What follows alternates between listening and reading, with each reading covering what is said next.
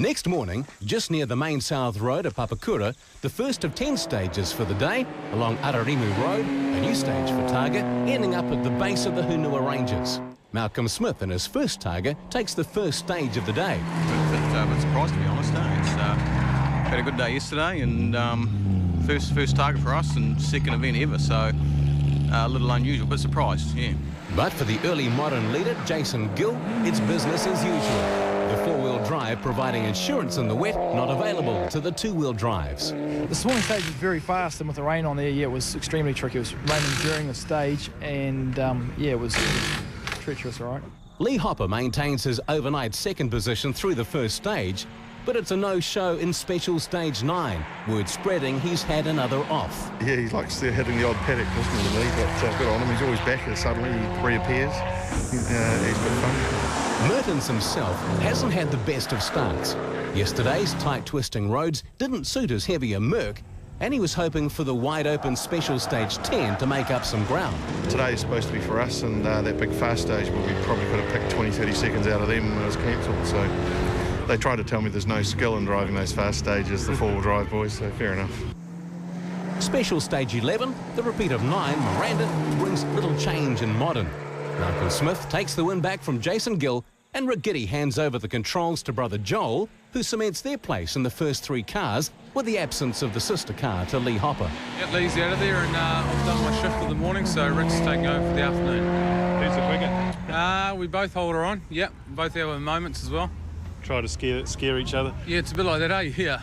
Gary Murphy also makes a big impression in the morning stages, a top 5 in an immaculate BM, rebuilt after an off in last year's Targa.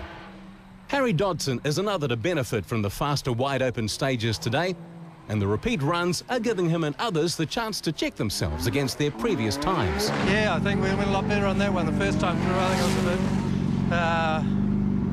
don't know what it was actually, but that time was a lot better, much better time actually, so... 500 metres, double caution, intersection over brow. First-timer Joanne Butler's been doing a great job pointing husband Tony in the right direction, but he's got problems. The old girl's a bit heavy though, so the tyres went off about halfway through in the heat, so it's a bit like driving on marbles this time round, but fantastic fun. Only joking, Joe. He means the car. And for what it's worth, third outright's the best place in Tony's had, Joe. So the silly seat's yours anytime. Anton Tallard is Mr. Consistency, third in the repeat run through Lake Waikere, 1 second faster than the first. Mark Parsons continues his domination of Metalman Classic in the Piranha, but is matched once again by that niggly little M3 of Barry Kirkburnand. But Parsons reckons he has his mark, his second time through. Let's see if he can equal it that time. Felt good? Yeah, very good. We were about 14 seconds quicker that time. The time before I spun on the hairpin. Oh, that would be the stage of the rally so far. Fantastic. It always has been. So with just the same 2 stages to run for the end of Targa Bambina, Parsons has a handy lead over Anton Tallard. Earlier in the day, Rex Alder took out 5th outright when Stuart Ayres' RX3 was forced out with a broken alternator bracket. Alder hovering around the fastest 5 for both days and waiting to make his move. And Greg Crean, another who's regularly held a mortgage over this part of the Targa leaderboard, is joined just outside the 5, along with Garth McGregor, in that quintessential favourite, the Holman Tirana XU1. As for the fastest 5 in Metalman Classic for Targa Bambina, Parsons takes it by a solid nose from Anton Tallard. Barry Kirkburnand, an outstanding performance after the trials of yesterday, with husband and wife team Tony and Joe Butler doing it for Cure Kids. Rex Alder last of the fast 5 in Classic.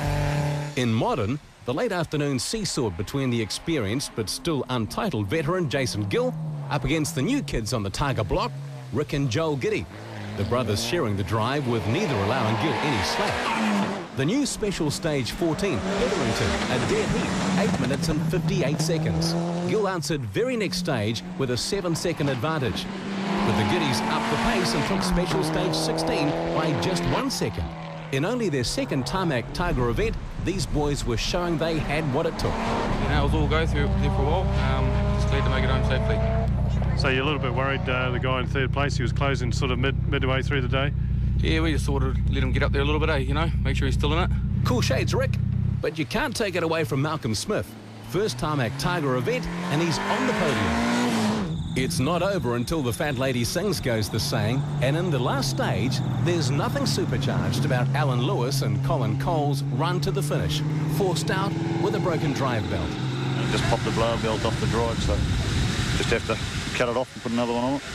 You can do that? You've got spares in the car? Yeah, we've got a spare one in the boot, so we'll just get it off and carry on and get to the finish, hopefully. You know, so close, but not quite so far, you know. For those in search of silverware, Jason Gill finally gets one for the mantelpiece. A minute clear of Rick and Joel Giddy, with the rookie Malcolm Smith not far behind. Harry Dodson will be happy with fourth in the heavier Skyline, first two-wheel drive home. And Bob Boniface rounds out the fastest 5, edging Richard Mertens off the leaderboard midday. Targa Bambina, once the smallest Targa of them all, now growing up a bit into a 2-day event, run and won in the South Auckland region, home to that perennial tarmac favourite, Targa. Catch you for Targa Rotorua in a couple of months.